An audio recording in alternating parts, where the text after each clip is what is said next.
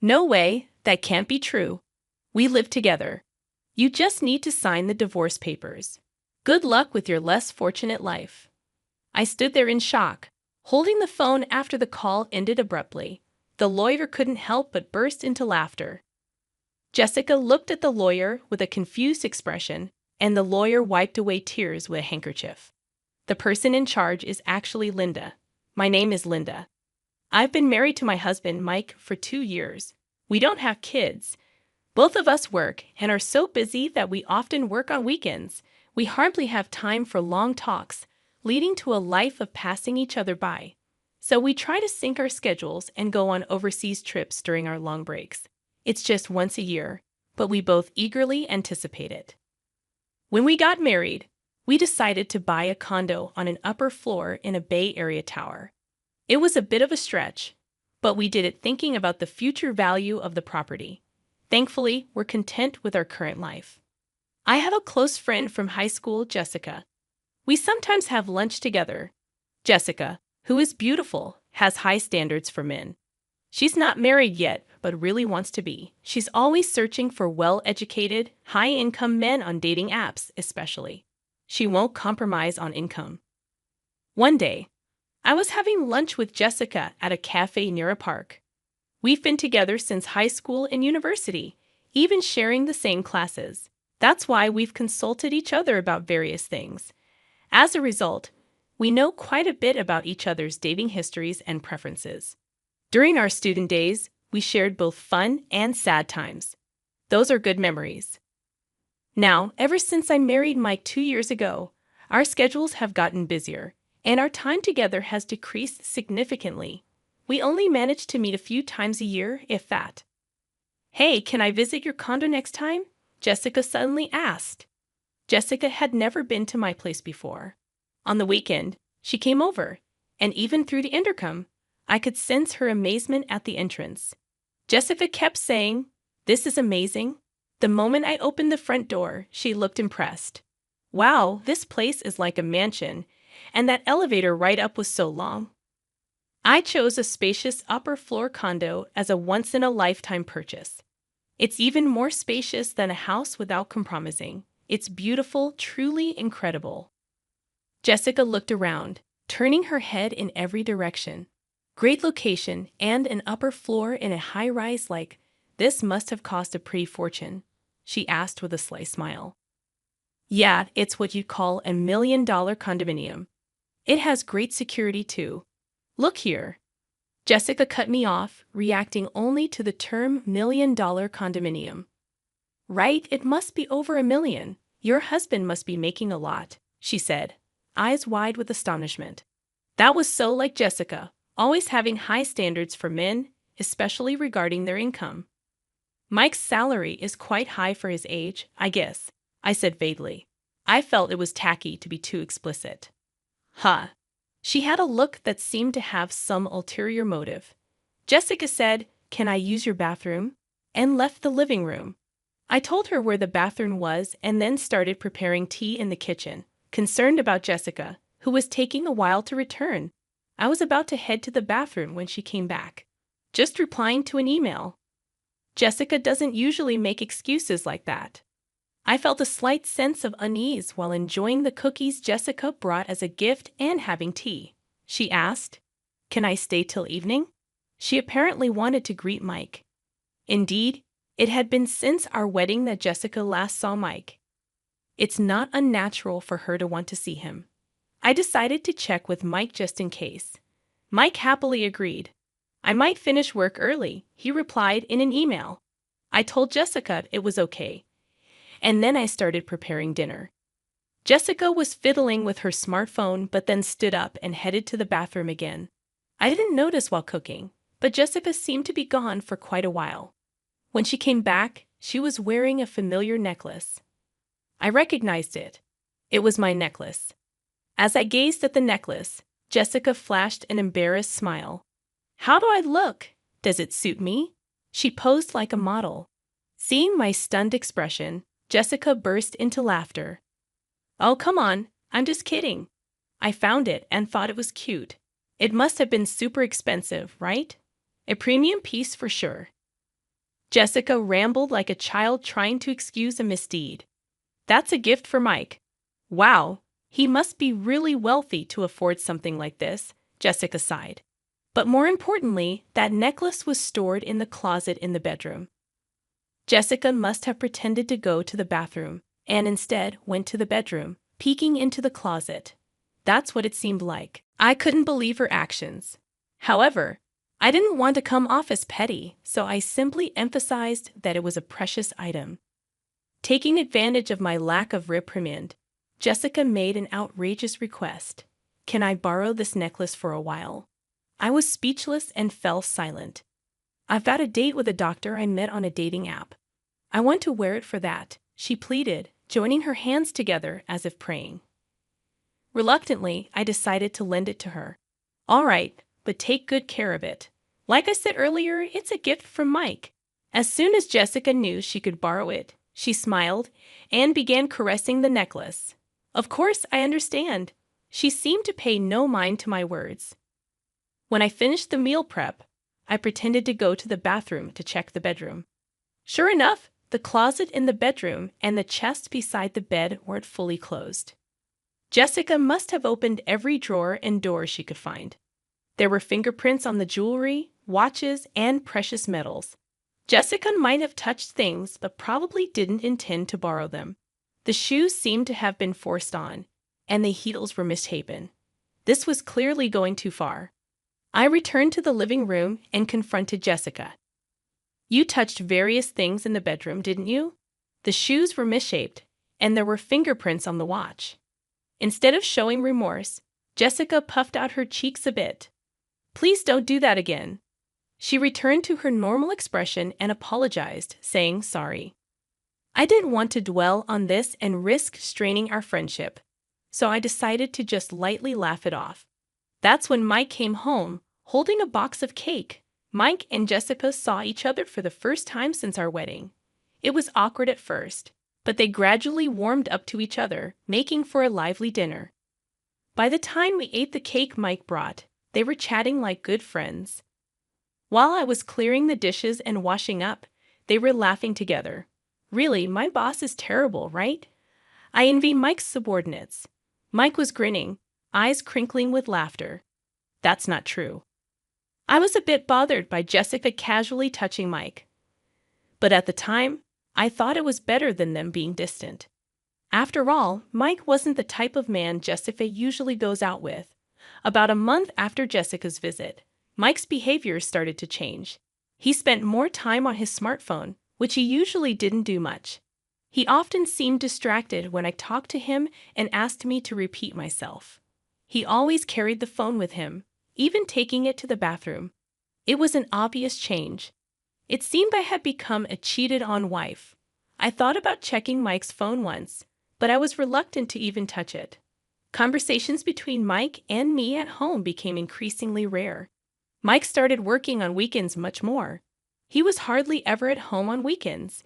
Originally, we barely saw each other on weekdays, but now not seeing each other on weekends too. It's like we're living separately within the same house. Moreover, we started sleeping in separate bedrooms under the pretext of his tiredness. I was vaguely thinking about divorce or separation when I found divorce papers on the living room table. Upon closer inspection, Mike had already signed the divorce papers. Though I had suspected it, actually seeing it still shook me. With trembling hands, I called Mike. I just got home and saw it on the table. What does this mean exactly? What it looks like? I want a divorce. I pressed Mike for a proper reason. I've fallen in love with someone else. It's not an affair. I'm serious, Mike said. It was obviously nothing but cheating. Then I heard a familiar female voice on the phone. It was Jessica. Well, it was what I had expected. I'm dating Mike. I even want to marry him. Though I had suspected it, hearing it confirmed made my heart race and brought on a cold sweat. I fell for Mike the moment I saw him at your house. We exchanged contact details and started messaging. One thing led to another, and here we are. Jessica's way of talking had become crude. Maybe this was her true nature. Mike says there's nothing left to talk about. Can you just sign the divorce papers and send them off? I want to talk things over, so please tell Mike to come home. Once eh? No way, we're living together now. You just need to sign the divorce papers. Good luck with your poor life. Standing dumbfounded with the abruptly ended phone call in hand, I couldn't move for a while. After that, sleepless nights continued for me. Mike didn't come home. I couldn't bring myself to touch the divorce papers lying on the living room table. They just remained there untouched. Furthermore, Jessica kept sending me multiple photos of her and Mike together, flaunting their relationship. It must be an intimate relationship, but what kind of harassment is this? My mental health deteriorated, and my complexion worsened. Sometimes I become vacant even during the day. Concerned people around me strongly suggested I go to the hospital, and I ended up being somewhat forcibly taken for treatment. Taking medication, I managed to regain some peace, and I started to be able to sleep. I could somehow go to work. But then an unbelievable incident happened. When I returned from the hospital, something felt off inside the room. Going to the bedroom and opening the closet, I found that bags and jewelry were missing. The count of jewelry watches in the chest was off too. There was only one person who could do this. Why would she do something like this? What had I ever done to her? My insomnia relapsed, and sleepless nights continued, leaving me stumbling through my days. During counseling at the hospital, when I mentioned the theft at home, I was strongly advised to consult a lawyer. I promptly contacted the company's lawyer and set up an appointment. The lawyer asked me first, "What would you like to do?" "I'll get a divorce. I want those two to face proper consequences." I answered immediately, surprising even myself. Just a little while ago, I was wondering what to do. I couldn't believe how easily those words came out of my mouth. Perhaps I really wanted to punish them after being tormented so one-sidedly. It was just about getting back at them. Now, a week later, I received a message from Jessica. I had sent her a certified letter. "Hey, what are you thinking, sending a certified letter to my workplace?" Jessica sounded pretty angry, her voice filled with rage. "You must have expected at least this much. Anyway, I'm leaving everything to my lawyer now." I hung up the phone. Jessica called several times after that, but I ignored all of them. Then Mike called. I had sent a certified letter to his parents' house. Apparently, his affair being exposed at home caused a huge uproar. I wanted to burst out laughing at his self-inflicted predicament, but managed to restrain myself. Feeling that leaving it all to the lawyer wouldn't be enough to calm my feelings, I decided to confront them both. I would denounce them thoroughly on the spot. The lawyer arranged the date and time, and we decided to have the discussion at the law office. A few days later, the two reluctantly showed up at the law office. I thought they would bring their own lawyer, but it seemed they came alone. Jessica stormed into the office, flinging the door open. Mike followed, looking uncomfortable.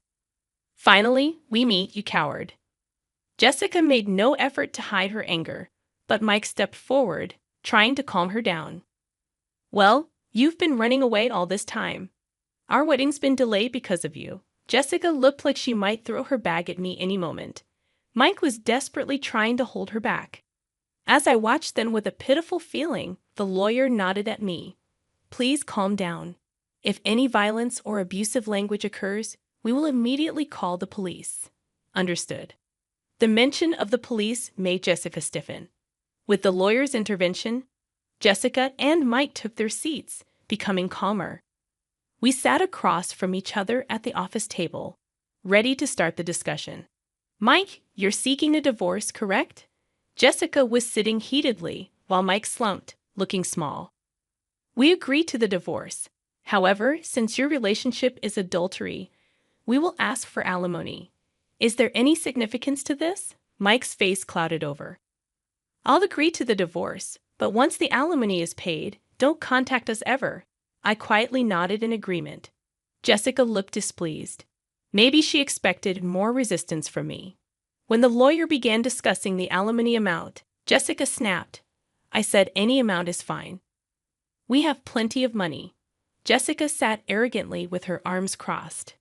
The lawyer looked at her with interest, saying, "Oh yes, didn't he research? Mike is the president of a jewelry company with a yearly revenue of $2 billion. Mike looked up frantically, trying to restrain Jessica's arm. Jessica, her face flushed, continued excitedly. Alimony for an affair is nothing to us. I'll even give a proper share of the property. Mike was trying hard to calm her down. Jessica shook off his hand and continued, You can barely make ends meet on your salary, right? She scoffed with a laugh. The lawyer burst into uncontrollable laughter. Jessica looked at him with a puzzled expression. The lawyer wiped tears with a handkerchief. Actually, the president is Linda. Jessica was dumbstruck, her mouth hanging open. Mike hung his head, his body trembling slightly. Mike is just an ordinary employee with no position at Linda's company. I am Linda's corporate lawyer. Jessica started laughing loudly. What are you talking about? Are you really a lawyer? Can lawyers lie? The lawyer calmly replied, Why not ask Mike next to you if what I said is a lie? Meanwhile, Mike just bit his lip, looking down. Growing anxious, Jessica grabbed Mike's arms and began shaking him. You said you were the president of a $2 billion jewelry company. That's not a lie, right? Mike remained silent, covering his face with his hands, uttering inaudible moans. Jessica, growing more desperate, gripped his arms tighter, repeatedly asking, Answer me. It's not a lie, right? Mike finally whispered in a raspy voice, I'm sorry. The room fell into deep silence. Jessica's strength seemed to leave her body, and she let her hands that were gripping Mike fall limply. You said you were the president of a company making $2 billion a year, she muttered to herself. Mike's single apology had plunged Jessica into despair. She stood up, trembling. It's a lie, right? There's no way you're the president. Jessica pointed at me accusingly. Why didn't I know about this after all we shared? I spoke to Jessica calmly, as if guiding her. Just because we're close friends doesn't mean I tell you everything, especially since you were so fixated on money. I had no intention of telling you. I looked Jessica straight in the eyes without averting my gaze. Jessica seemed to lose all her energy and slumped down. Then that house, of course. The house is in my name, so Mike will be the one leaving. Jessica fell silent, and Mike continued to hold his head. Mike probably didn't want to come here. He knew this would happen. But if he didn't come here, things would be worse. It's hell either way for him now. The lawyer began presenting the evidence I had gathered. First, these photos of Mike and Jessica together. They were the photos sent to my phone, now printed. The lawyer placed an IC recorder on the table and played the recorded conversation. Why would you send something like this? I just wanted to share our happiness with you. Jessica's voice filled the room while Mike seemed to be holding back tears. Hey, still clinging to the past. I want a divorce. I know what you're clinging to. It's Mike's income. He's the president of a $2 billion jewelry company, right? You hid it because you thought I might take it. Jessica, perhaps embarrassed, covered her face with her hands. Hurry up and divorce and leave that condo. It'll be mine soon. Too bad Mike didn't come back to you. I'll give you as much alimony as you want. Poor thing, your aim was the money, not Mike. I'm speechless at how you've been deceived, Mike. Mike looked down, tears spilling onto his pants. Mike and Jessica fell silent. Do you think this is over? The lawyer asked. What else is there, Jessica? You broke into the house when Linda wasn't there and stole several items, didn't you? I felt relieved at the lawyer's calm demeanor. Mike looked shocked, apparently unaware of this. Hey, what's this about stealing? Jessica bit her lower lip, her hands shaking. No, not me. I don't know anything. The lawyer placed a tablet on the table and played a video. It showed Jessica sneaking into the bedroom, taking bags and jewelry, and stuffing them into her bag. Jessica stared wide-eyed at the footage. What is this? Why are you recording me? Isn't this illegal surveillance? Mike covered his face with his hands. Inside our house always had security cameras. Why didn't you tell me that earlier? Who would think you'd break in to steal? I felt a headache coming on from their foolish exchange. And you used my key without permission. I wanted those things. It's your fault for not buying them for me. The two began arguing, ignoring us. The lawyer and I could only look on in disbelief. Please save your arguments for later. Regarding this theft, we will be filing a police report. Jessica seemed to panic at the mention of the police. The police? That's a bit much, isn't it? I just borrowed something from a friend. I never gave you permission to borrow anything. I spoke to her calmly. Besides, you're not a friend or anything. You were just a classmate. That's why I'm filing a police report. Jessica seemed to realize she was defeated, and her attitude became sullen. Don't say that. I'll pay for it. I'll compensate. Just please don't call the police. Jessica started to kneel and apologize. I looked down at her and said coldly, "You're going to compensate. The value of what you stole is more than your annual income." Are you sure about that? Jessica was speechless. And there's also the matter of the alimony. Jessica turned to Mike, pleading in a tearful voice. You'll pay, right? Even if you're not the president, you still earn well, right? Mike was silent, looking down. He can't pay. He's about to be fired, the lawyer said. Mike looked up in surprise. That's correct. Since leaving the house, Mike has not shown up for work. Plus, with this commotion, there have been complaints from his boss. Mike looked like he might collapse on the floor. But there's still the property division, right? I'll pay with that. That's not possible. Linda and Mike have a prenuptial agreement regarding property. You didn't hear anything from Mike, did you? He never told you the inconvenient truths. I looked at Mike with disdain. The lawyer placed the contract on the table. The agreement states that if the marriage lasts less than 3 years, neither party can claim the other's property. You're currently in the 2nd year of marriage. Jessica tried to grab the document as if to tear it up. You should handle that document carefully. It's a notarized deed, and you could be held legally accountable for damaging it. At the mention of crime, Jessica stopped. She began to half-heartedly plead with Mike. Mike, you have savings, right? Use that to pay. Mike looked at Jessica with resentful eyes. What money? You always wanted sushi, steak, this, that. There's no way I have any savings left. It appears that way, and it seems he has debts from unsavory sources. Jessica's shoulders slumped. It's a pitiable sight. The glamorous appearance that used to make men turn their heads is nowhere to be seen. But this is the result of the seeds she herself sowed. The two sat looking haggard and lost, muttering, "This wasn't supposed to happen, and what will I do now?" I decided to leave the rest to the lawyer and stood up to leave. Jessica, money isn't something you steal from others. It's something you earn through effort. After that, the divorce went through smoothly. I sent all of Mike's belongings back to his parents. His parents kept apologizing to me and even sent a letter of apology. Jessica was interrogated by the police for illegal entry and theft. My police report led to an investigation, and Jessica was arrested after admitting her guilt. Half of the stolen items had been sold, but I got the rest back. Despite the maliciousness of her actions, her show of remorse and intent to compensate suggested she might receive a suspended sentence. However, Jessica had other crimes. It was revealed that she had been stealing from men she met on a dating app. This meant she would likely face a prison sentence. No wonder she reacted so strongly to the mention of the police and crime. Mike couldn't live in Jessica's apartment and moved to an old apartment on the outskirts of town. He's looking for a job, but his unexplained absences and poor attitude at his last job make it hard for him to get hired. He's getting by with day labor for now. I receive regular updates on their situations from the lawyer. After the divorce, I threw myself into work. Now I'm expanding our company's jewelry line to Europe. The idea came after a trip to Europe I took as a break after the divorce. I had the chance to drink wine with the owner of a jewelry store in France. During that time, I spoke fervently to the owner about jewelry designs. At that time, the owner and I hit it off, and he agreed to showcase my company's jewelry in his store. The owner is a wonderful man who, perhaps because of his own divorce history, understands my heartache. To be honest, I'm focusing on sales in France to see him.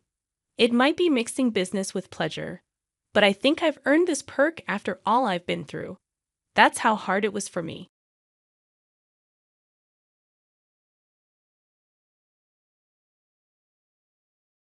John gave me a card from a divorce lawyer 1 month after not seeing him. He didn't ask if I was okay or how I felt. He's divorcing me, and since I don't work, he'll pay $1,000 a month as alimony. John chuckled and said, "Take care," while Emily stood beside him with a smug expression. I agreed to the divorce casually, surprising John, but he and Emily shared a smile. John isn't a big thinker, which makes my revenge plan easier. After the divorce papers got approved, I decided to start my revenge plan on both of them. I'm Sarah Wolf, a 47-year-old illustrator and children's book author who loves drawing. John and Emily are my childhood friends, and John is my husband. Everything started when John asked me out as I was about to go to a different college after high school. I was surprised because I thought he liked Emily, but since I secretly liked John, I couldn't say no to him.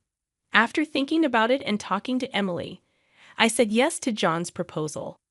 Emily had some issues with her behavior since our teen years, but she was still a dear friend to both John and me.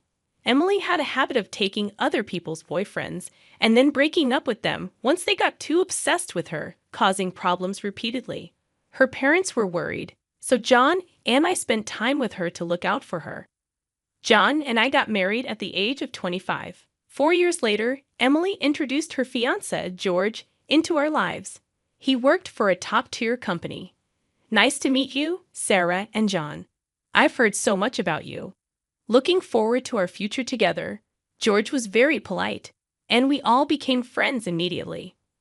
We would hang out during holidays and vacations, going on trips or long train rides to enjoy some drinks.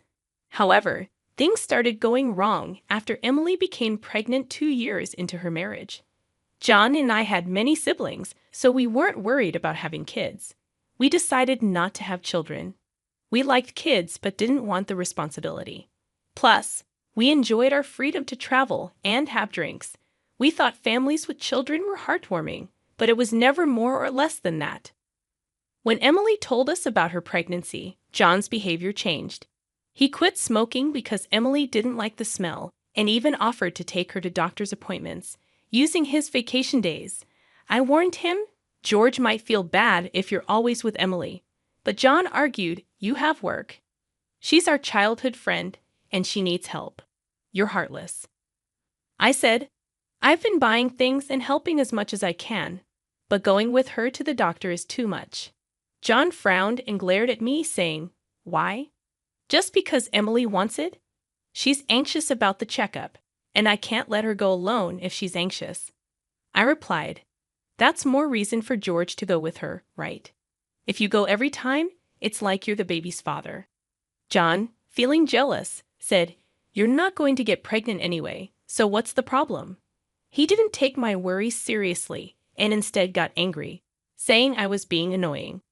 We rarely fought during our marriage, but things changed when Emily got pregnant. Our arguments increased, and it didn't stop even after Emily gave birth.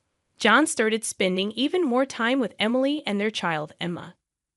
But when Emma turned 6, something happened. It was about the people attending Emma's graduation ceremonies. The day before the graduation, John suddenly started going through the closet. John, what are you doing? You have a meeting tomorrow. John's workplace had a casual dress code, but there was a rule to wear a suit during client meetings, so he always kept a few suits ready. But they were all thrown on the bed. Now, just trying to decide what to wear for the graduation ceremony. What? You're seriously thinking of attending the graduation? Yeah, George can't make it, Emily asked me. Wait, that's absurd. No matter how you look at it, I unintentionally raised my voice in denial. Immediately, John's face turned sour. I knew he sometimes picked up Emma from kindergarten, and I had done it too and asked, but it didn't make sense for a childhood friend who wasn't even Emma's biological parent to go to a graduation ceremony. What? You still doubt me and Emily? I'm disappointed that you can't even help out. That's not the point. Anyway, I'm attending the graduation tomorrow, so iron a shirt properly. John said that and abruptly ended the conversation, leaving me behind and going to the bedroom. I had no choice but to call Emily. Hello, Emily, about tomorrow. Sorry about tomorrow. I'm borrowing John, but won't George be upset about the graduation attendance, Sarah? What are you talking about? Obviously, I haven't told George that the graduation is tomorrow. I'll tell him after the ceremony. I was surprised to find out that George didn't know about the graduation plan. When I asked more questions, it turned out that Emily hadn't told George about any of the kindergarten events, and John had been acting like Emma's dad at the kindergarten, which felt really selfish. Wait a minute, Emily. Isn't that really unfair? It's not right to George, just because he's a childhood friend, right? What's the problem, Sarah? You're scary. Well, see you tomorrow. Wait, Emily. I was really mad at Emily, who hung up the phone without listening. Anyway, I ended up ironing a shirt, getting a tie ready, and the next morning, I saw John off to Emma's graduation. After that, John and Emily started going out more, from once a month to once a week, and then 3 times a week. Eventually, even George started to get suspicious. One day, while John and Emily were out, he came to our house alone. I'm sorry for coming so late. There's something bothering me. Is it about them? Yes, I want you to look at this. George showed me the GPS history he put in Emily's car. It showed that she was staying at a hotel 3 times a week, every time she was out with John. Just by looking at George's face, I understood what that meant. What do you want to do, George? I want to get back at those two. Me too. I can't forgive them for betraying us after all this time. We secretly planned our revenge. First, I worked on making more money because I had been saving by doing housework and taking care of Emma, and my income had gone down a lot. George started working from home, and when Emily and John went out, he brought Emma to my house, and we took care of her together. Emily and John didn't know we were aware of their relationship, so we gathered solid proof.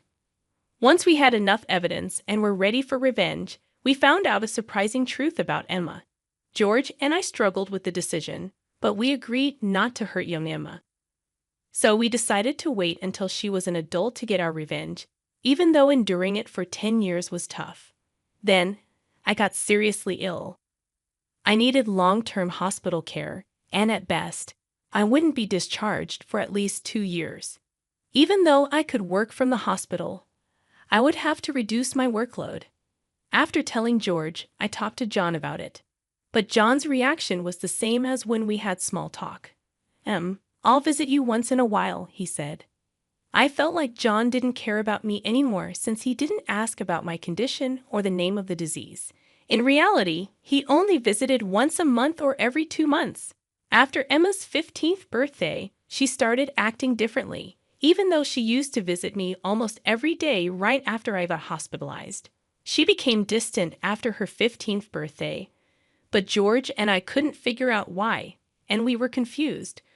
When we asked Emma, she just said, "Don't worry about it." However, we found out the reason from John, who rarely came around. Hey, it's been a while. Yeah, it has. John, who had completely changed his appearance, walked in without even knocking.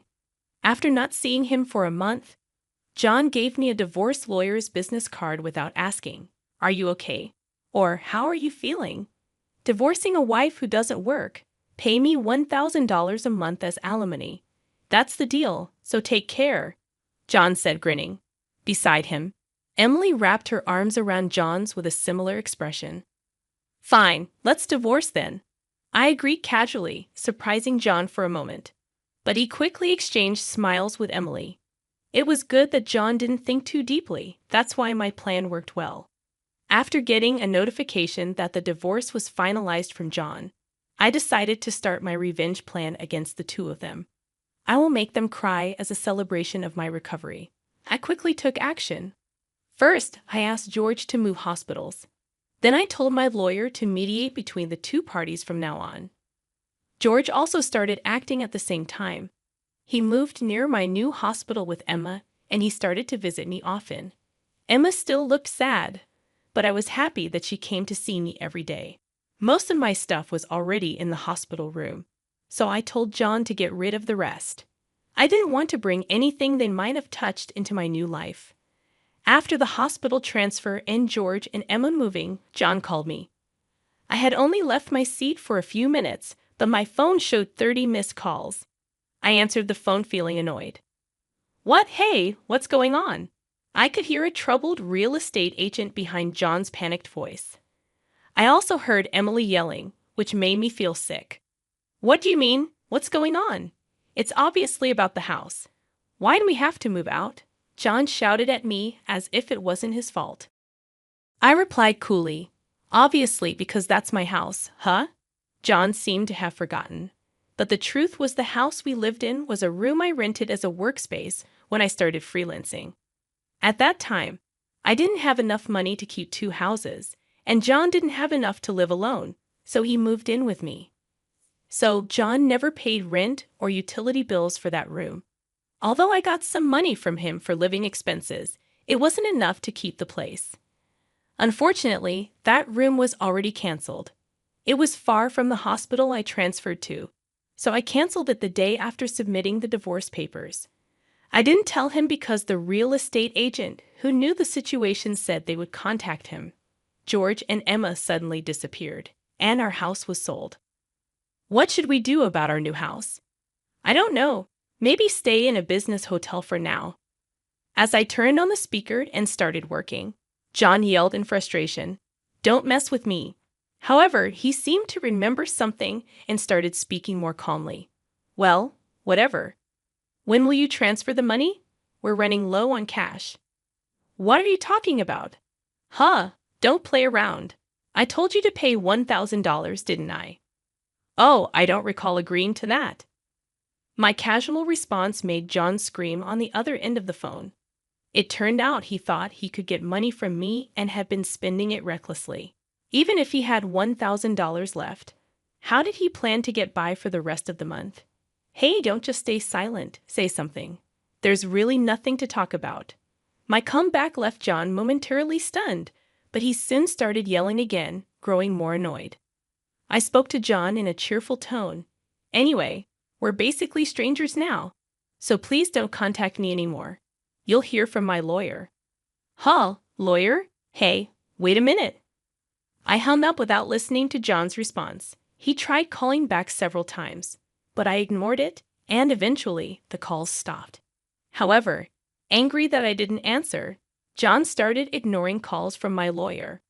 He certainly had a childish side, but I never imagined he'd be the kind of person who didn't mind causing trouble for others.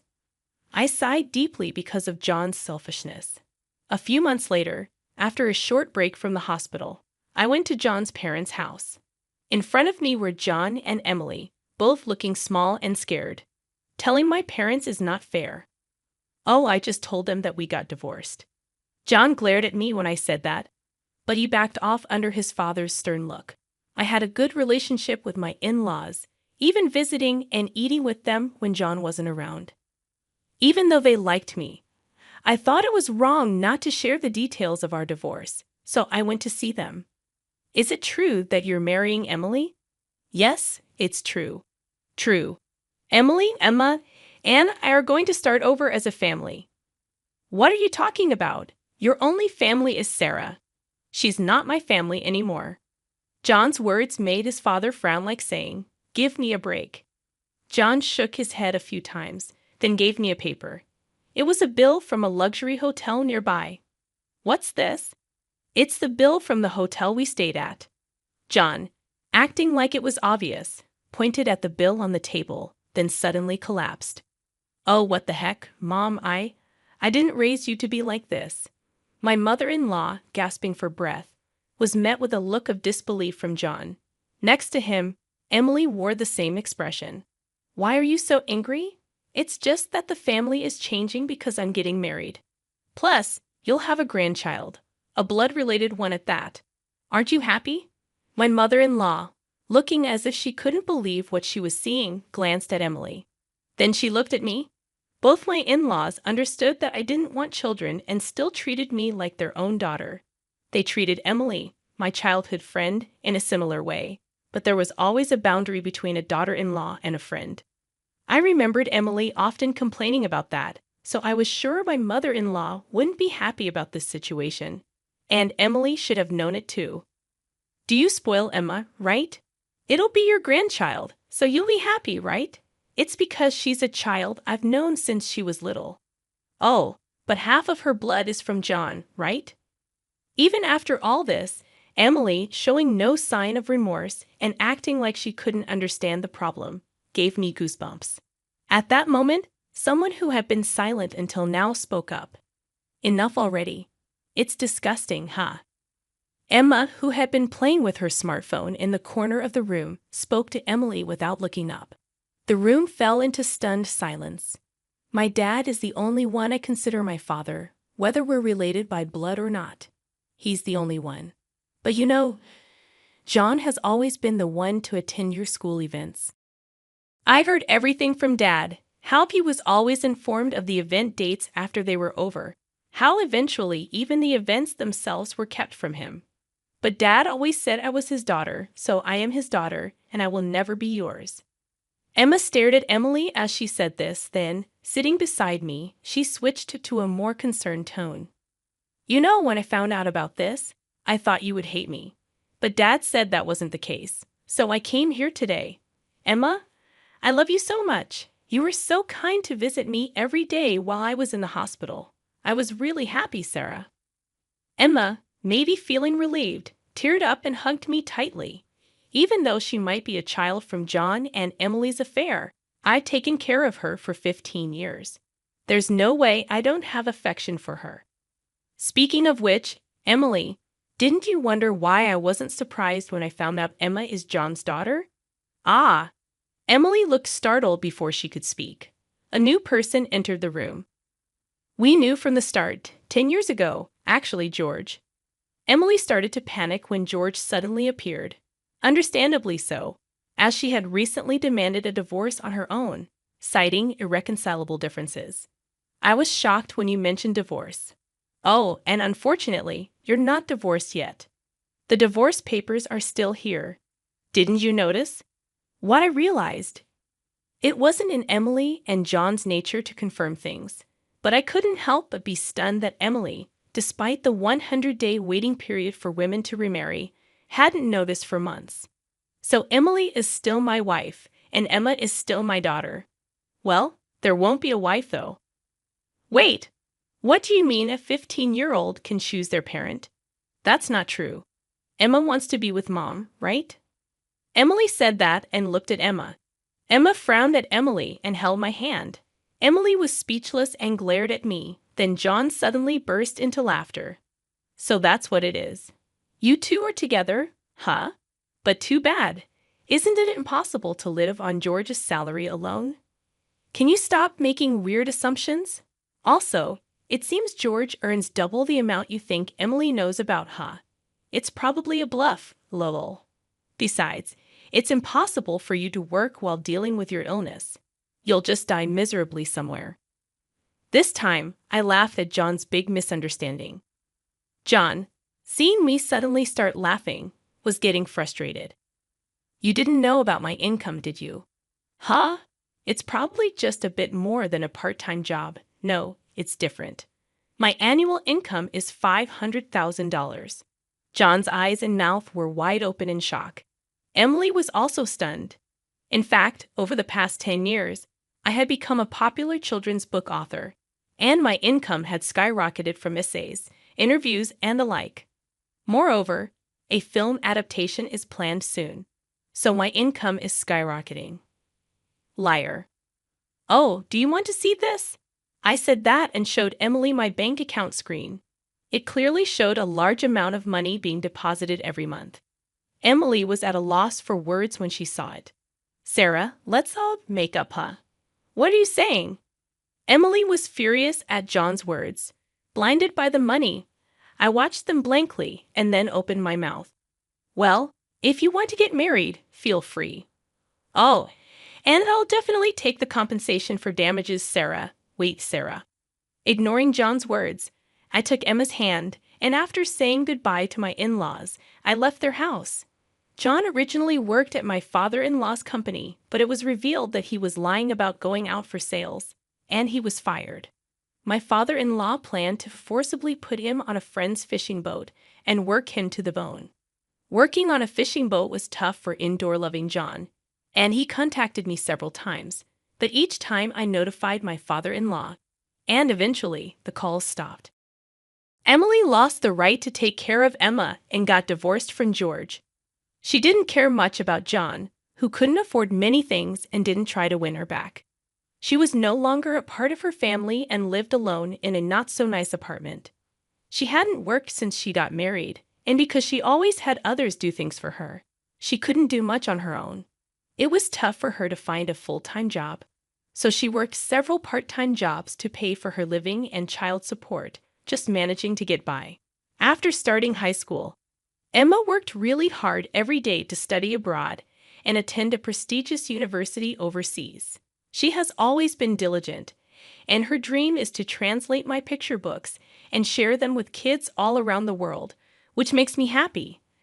As for me, my picture books are doing well, and I'm getting more offers for turning them into animated shows and selling merchandise. My illness is getting better, and even though I'm still in the hospital, the doctor said I might be able to leave next year. And one more thing, George and Emma come to see me every day. Recently, George expressed his feelings for me, thinking about remarrying. I haven't given an answer yet, but I find myself liking him more, especially since he wants to live together when I leave the hospital. While figuring out what to say, I continue working on my picture books every day, hoping for a happy future for all of us.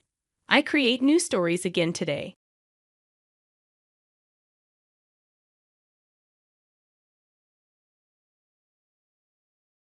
Hey, I expected you to be smarter, lady, Mark said with a mean look, leaning back in his chair. You're married to Nick, but you're not very good at stuff. Nick had a rough marriage with you, Mark laughed. Now give me the checkbook. If you don't, we're splitting up. Fine, but you'll be sorry, I replied. Mark didn't seem to get what I meant. He just grinned and said, No, I won't. Mark seems to have gotten it all wrong. I've got a plan to keep him from getting his hands on Nick's money. I'm Karen, 35 years old. My life was happy until 3 years ago when my husband, Nick, died in a car crash. Since then, I've been heartbroken and struggling to move on. Mark, who was Nick's best friend, has been a huge support. He took me out, suggested movies, and did everything to help me feel better. Thanks to him, I started to heal. Now, 3 years later, I'm thankful for Mark's kindness. But then Mark surprised me one day by proposing. Karen, will you marry me? He asked. I know it's complicated because of Nick, but don't you think it's time to focus on your own happiness? It's been 3 years since Nick's passing, and I feel like I've finally started to heal, thanks largely to Mark's support. I hadn't seriously thought about moving on until now, maybe because of the guilt I felt towards Nick. But when Mark proposed, something clicked. Could being with Mark bring happiness to both of us, and even to Nick? I'll make you happy, for both of us, including Nick, Mark promised, looking me in the eye. I chose to believe him. Okay, I trust you. Thank you. And so, I agreed to marry Mark. At first, married life with Mark was great. Following his wishes, I became a homemaker and focused on taking care of the household. Mark would always message me after work, eager to know what's for dinner and rush home. Even though it was my second marriage, our early days together were filled with happiness. Mark often pitched in with chores on his days off, and there were no complaints. I hoped this blissful life would continue. Things took a turn for the worse after about 6 months. It was around 11 p.m. when Mark finally got home. You're late again. I've asked you to let me know when you'll be late, I reminded him. Got invited out suddenly, he brushed it off. What could I do? You could have just gone to bed, and texting would have been enough. I need to get dinner ready, it's not that big of a deal. Stop nagging as soon as I walk in, he snapped, heading straight to the bathroom. He's been coming home late a lot lately, not just today. And there's no communication from him, not even a call or text. He says he's at a work event, but I wonder if he really needs to go, especially on his days off. He doesn't help with chores anymore. You should at least pitch in on your days off, I tell him. He doesn't bother to respond, saying, Why should I work on my days off? That's your job. Figure it out yourself. But the biggest worry is our finances. Mark gives me what's left of his salary after his own expenses, but lately, that amount keeps getting smaller. This month, it was significantly less. When I asked about it, Mark casually said, "Oh, I gave some to my mom, that's why." "How much did you give her?" "Around $1,000? I questioned, feeling frustrated. $1,000? I already said last month that giving her 800 was too much. We can't afford to be so generous. I insisted, my tone becoming firmer. If you subtract your allowance from that, we won't have enough for our own expenses. If she says she needs it, there's nothing I can do. Use your savings to cover the difference, Mark replied casually. What do you mean by or something? Why don't you find a part-time job or something? You're always just lounging around at home. You should do some work, I fired back. I became a full-time homemaker at Mark's request. His harsh words shocked me. But I realized we needed extra income to make ends meet. Reluctantly, I started looking for a job. Luckily, I found a part-time job with short hours, so it didn't interfere much with my routine. One day, I came home late from work to find the front door unlocked. Peering inside, I saw Mark was already home. "Mark, you're back already?" I exclaimed, surprised to find him at home. He spun around with a start, hastily concealing something behind his back. "Hey, what were you just hiding?" I asked, suspicion creeping in. "Nothing, just forget about it," Mark quickly dismissed, but I wasn't convinced. "You were hiding something," I persisted, snatching something from Mark's hand and realizing it was my bank book. "What were you doing with this?" I demanded, feeling a surge of anger. "Just checking something." "Give it back," Mark said, trying to take it from me. "You've saved up quite a bit, huh?" "I had no idea," he remarked, flipping through the pages. "You always say we're short on money," I argued, feeling betrayed. "What's going on?" "All this money should go to my mom," Mark stated casually, interrupting me. "Huh? That's not," I began, shocked by his bold request. "It's only right to give such a large amount to my mom," he insisted, acting like it was the most reasonable thing ever. "Why should I give your mom my money?" I objected, feeling my anger rise. "Since when is the wife's money the mother-in-law's money? Don't you know that?" "Give me the bank book now," he demanded, his tone getting more aggressive. "No way. This money is mine," I declared, holding onto the bank book tightly. I fled from Mark, who was trying to snatch the bank book from me, and locked myself in the bedroom. While Mark banged on the door, demanding the bank book, I couldn't shake off the feeling of betrayal and anger. As I wrestled with what to do next, the only solution that seemed clear was to divorce Mark. I wondered, if Nick were here, what would he advise?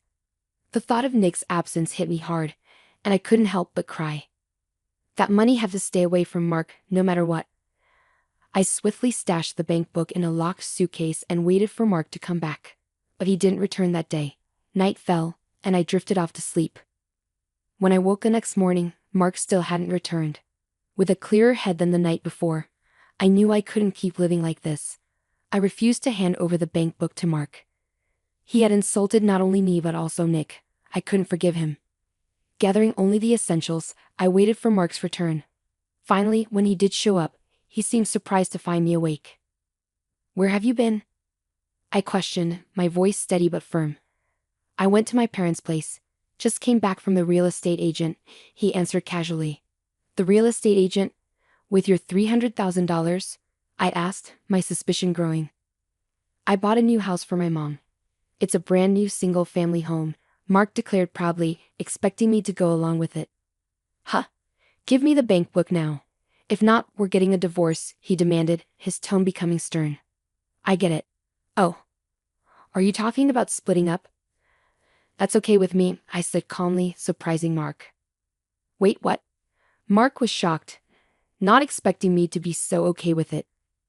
Did he think I'd just give him access to our money if he mentioned divorce? "All right, but you'll be sorry," I warned. When I said that, Mark probably didn't understand what I really meant. He just smirked and said sure, whatever. Anyway, I went to the bedroom to grab the bags I'd packed. Mark was wrong if he thought he'd get half of our stuff. Around $15,000, but he was wrong. There was no way he'd get that much money from me. But just letting him off easy for insulting Nick wasn't enough. I came up with a better plan. It would teach Mark a lesson if he experienced what he put others through. I put my bank book back in the kitchen drawer, grabbed my bags, and said, "I'll send you the divorce papers later. Don't mess with my stuff." I'll move it when I can. Mark seemed suspicious of my careful planning, but I left anyway. I booked a room in a nearby business hotel and decided to stay there for about a week. During my time at the hotel, I found a rental apartment that was good for living alone. After sorting out the rental agreement, I started moving right away. I came back to the house while Mark was out in the afternoon to move my stuff. When I checked the bank book I left in the drawer, money had been taken out, leaving $150,000 behind, just like I expected. Mark probably used half for himself and bought a new house for his mom, but he regretted it later. I got the divorce papers from City Hall, filled them out, and sent them to Mark. But even after a week, then 2 weeks, they hadn't reached City Hall. And I couldn't reach Mark on the phone. After nagging him for a while, Mark finally answered, sounding annoyed. Can you hurry up and send the divorce papers to City Hall? Divorce papers?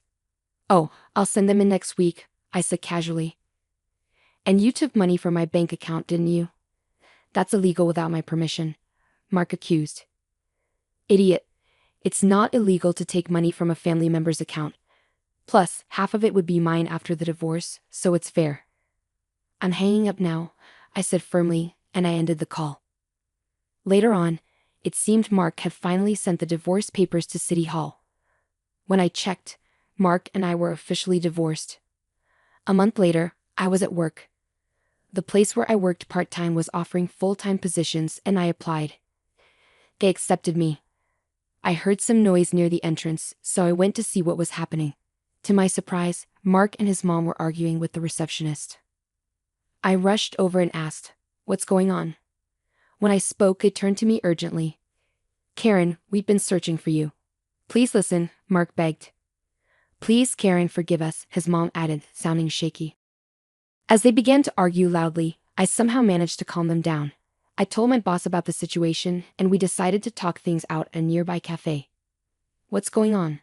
I asked, feeling uneasy about the surprise encounter. With worried expressions, they started to explain frantically about the money. "I withdrew money from your account. It turns out it doesn't count as marital property.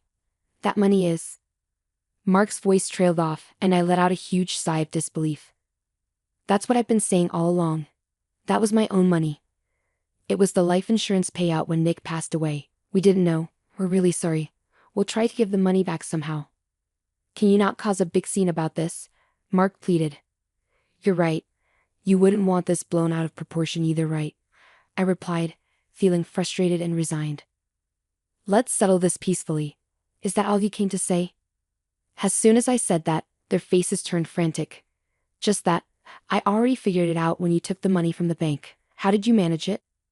"Don't tell me you think I didn't notice." I pressed on. "Well, we had to do it because we needed the money," Mark stammered, clearly struggling to explain. "Here's what likely happened. You can't withdraw $150,000 all at once from an ATM. It would take too long. So they probably tried to withdraw it from the counter, but for large sums, a power of attorney from the account holder is needed. I guess my mother-in-law wrote that power of attorney and she probably pretended to be me when the bank called for confirmation. Essentially, my mother-in-law impersonated me. This is clearly illegal, and yet they were still trying to cover it up. There's no way I can forgive this, I said firmly, cutting off Mark's attempts to plead for forgiveness. Lawyers have been coming to the office, employees are staring, and my boss is asking questions. My job is on the line. If things get worse, I might have to quit, and I won't find another job easily. Please let's settle this without going to court, Mark begged, desperation clear in his voice. My husband told me we're getting a divorce. I was just dazzled by the idea of a new house. It was a rash decision. I did find solace in this man after Nick's death. Maybe I could forgive him if he was sincere, but he also insulted Nick. If not for that, things wouldn't have gone this far, I thought to myself, feeling torn. It's out of my hands now. Our next meeting will be in court, I declared, standing up to leave. Wait, Karen, please. Mark and his mother pleaded, kneeling in the cafe. But I ignored them and walked out. In the end, they were in the wrong, and they ended up facing a hefty lawsuit from me, leading to a significant debt for Mark and my former mother-in-law. The $150,000 withdrawn from my account was returned by my former father-in-law out of his own pocket. The new house they bought was sold off, but it only covered some of the cost. Mark, unfortunately, lost his job and struggled to find another one in this tough economy. He ended up working as a live-in security guard, surviving on cheap sandwiches and barely making ends meet while paying off his debt. My former father-in-law separated from my former mother-in-law, who now lives in a modest apartment and works part-time jobs to get by. On the other hand, I've been enjoying my life, working steadily at my job. Although I'm single again after the divorce, I see it as a fresh start. Recently, a kind and caring man has entered my life. I'm taking things slowly to avoid repeating past mistakes, but I can't help but feel hopeful about this new relationship.